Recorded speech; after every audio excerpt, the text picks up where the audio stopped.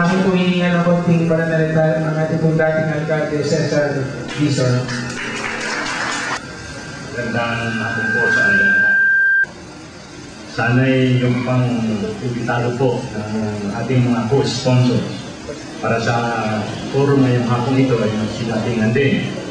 Sapagkat natitiyak ko po na katulad din ng inyong maliit na lingkod ay maraming mga katanungang naglalaro sa inyong mga isipan tungkol sa panukalang ito na mitin natin lahat na ang ating tanong ito ay mabigyan ng kaukulang kapugunan.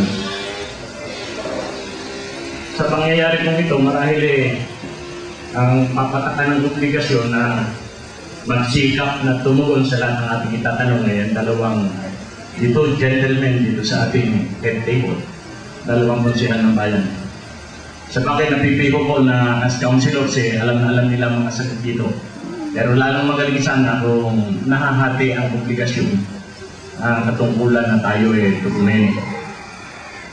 Nang unang mabanggit po sa akin na kung anong klase itong ating harapang ito at nabanggit sa akin na kumbidado ang lahat ng mga taga-Kapitolyo, principally yung ating tasador ng lungsod, City Assessor, ng Vice Mayor, at ang mga konsihalis ng bayan, tungkol na rito sa forum on the proposed increase of real estate taxes in the City of San Pablo.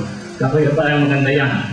At nagagandang din ako that there are so many interested groups na kumakatawan sa kapakanan ng lungsod ng San Pablo who are seeking more enlightenment tungkol dito sa panukala kong ito. At nakalulungkot kung sakaling wala nang ibang darating because probably baka sakaling may mga katanungan na hindi kayang sagutin ng ating dalawang kasama rito and probably they know the answers. Sapagkat palagay ko itong ating mga ginagampanan ito ay lubang mahalaga sa pagbuo natin ng anumang panukalang batas o reglamento sa lungsod ng San Pablo upang magkaugnay yung namamahala at yung pinamamahalaan. Magiging maayos ang takbo ng ating pamumuhay sa lungsod ng San Pablo if we understand very well each other. Yung nag-govern sa atin and the govern to which we all belong. Walang pamahala na mabubuhay unless we have taxes. Pero naroon yung pinaniniwalaan natin mga prinsipyo na kung anumang buwis ito, it should be reasonable. Sabi nga ng mga abogado, katulad ni Fiscal Manny Pule, taxes should not be oppressive. Kinakailangan ito reasonable at it should be for a good public purpose. Yun lang gusto nating maunawaan. May nakita ko doon sa in-endorsong rekomendasyon ng ating City Assessor to the Sanggunian for their approval for the enactment as an ordinance. Meron pa doon mga special lands, meron pa doon mga timber lands, meron pa doon marami iba't ibang klase. Kaya pati mga yung devoted to religious and other purposes. Merong mga provision tungkol doon. Kaya mahalagang kung sakaling merong hindi narating, halimbawa, nung anunsyo ng public hearing yung dalawang ginanap na sa Kapitolyo, tayo naman lahat bahagi pa rin ng lungsod ng San Pablo and we are entitled to know ano ba itong inyong ipapataw sa amin at gaano ba kagaan kung kami gatilo. Magkakaroon po tayo ng kakayahan to be able to take a stand. Manindigan kung tayo ba'y susuporta sa proposed na increase ng buwis na ito o tayo itututol. Katulad po ninyo, ako'y marami din mga katanungan na sa aking isipan. At gusto kong magkaroon din ng pagkakataon katulad ninyo na mamaya ay makapagtanong upang maliwanagan ko rin mga bahagi ito. But for now, meron pong isa na gusto ko ngayon pa'y i-address sa ating dalawang konsyal. Nabasa ko po yung proposal coming from the City Assessor. Merong percentages, average percentage of increase ng fair market value na yung fair market value ang magiging batayan ng tinatawag nating assessed value or assessments. Merong average increase. For the commercial, kung di ako namamali, mga about mahigit na 100% ang average increase. For industrial, kung hindi ako namamali, about 51%. So balik sa residential, buhat sa pinakamagandang pinaka first class na lupang taken hanggang sa kahuli-hulihang teka sa pinangsulok na ng lungsod ng San Pablo, Atisan, Kaya o Diligaya Bautista, nasa 242% ang increase.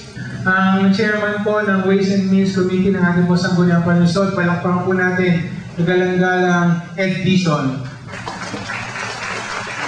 Kasama rin po niya ang ating pong City Assessor, si Mr. Celerino Barcenas, masiling mga nangapon. At ito po, kaibigan ko, kapwa ko CPA, ating pong City Accountant, si Miss Lolit Cornista. Ayan, salamat. Para po sa hindi nakakakilala, ako po si Konsihal Gali Galicia. Ayan, pang siyang na konsihal sa ating pamahalaang lokal. Ang aking opinion tungkol po dito sa panukala ng pagtataas ng pagbubuwis o ano niya, marami po nagsabi, tama naman po ang pagtataas. Sapagkat 17 taon na po talaga na hindi nagtataas ng buwis ang ating pamahalaan sa mga real property taxes. Pero sa akin pong opinion, hindi ba parang napakasakit namang biglang pagtataas. Ang 300% o less or even less ay parang sa akin pong pananaw ay lubhang malaki, lalo na po doon sa ating mga magbubukid nating mga kababayan. Ito po naman ay para sa atin, kaya naman po tayo magbubuwis ay para din po sa ating pananalapi ng bayan. Ang akin naman po napansin, bakit nga po bigla-bigla ang pagtataas? Siguro po may mas malalim na dahilan. Sa akin pong pananaw, ang ating pong pananalapi ng bayan ay nasa isang malaking suliranin. Sapagkat kung hindi nyo po na itatanong, meron po tayo, nabawasan po tayo ng IRA. Doon po sa yung IRA, Internal Revenue Allotment, ng more or less 59 million kung hindi ako nagkakamali. Kaya lang, kung dito po babawiin doon sa pagbubuwis ng real property taxes, sobra naman po. Sana po, maayos na pag-aralan ng komite at ng pamahalaang lokal, pakinggan po ang bawat hinaing, lalo higit yung mga kababayan nating alimunhan sa pagbubungkal ng kanilang maliit na sakahan. Tawagan ko naman po ang isa pa nating kagalang-galang na konsihal, si Konsihal Jed Adriano, para po sa kanyang opinion. Palakpakan po natin si Konsihal Jed.